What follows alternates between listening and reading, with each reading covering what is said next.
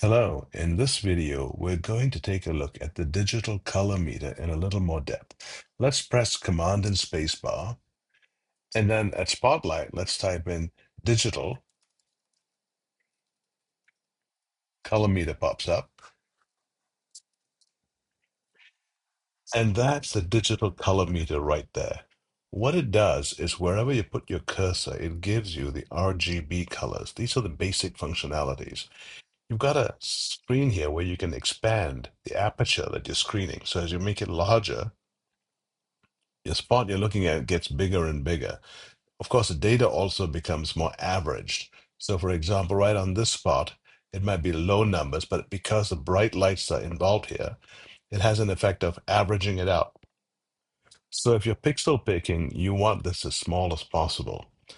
Now let's look at some of the options up here. We've got display native values.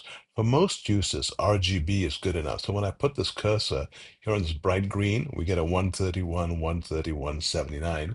Let's go to this bright chunk, 241, 224, 185. A dark spot here, 43, 32, 25. So we're capturing the numbers in RGB. Now for advanced users, there are several other options. Display in P3, in sRGB, in generic RGB, Adobe RGB, and in LAB. Now, put that aside because I don't use them. I only use the native values. But occasionally, I need the hex numbers. So let's look at how we can get that. Let's look at View, and there are a number of options here. If we scroll down and come down to Display Values, you can see that we have an option to look at it as a decimal, as a hexadecimal, or as a percentage. So let's change that to hex just to see how it looks. And now we're seeing the data in hexadecimal format, 372E20. Let's go over to the bright spot, and that's BB828F. And you're seeing that right here in these last two digits. So let's look at that again. You can see it's hexadecimal, this alphabets and numerics right here. So back to view, and let's go back to digital. I like working with decimal. And let's look at what other options there are. You can lock your position on this. You can lock left and lock right, etc. for advanced users. Let's look at color.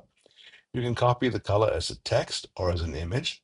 And then you've got some minimize, center, and other functionality that's out here. So that's a slightly deeper dive into the digital color meter. I hope you found that helpful. If you have any comments or questions, please go ahead and add them in the comments below. Thank you so much for watching.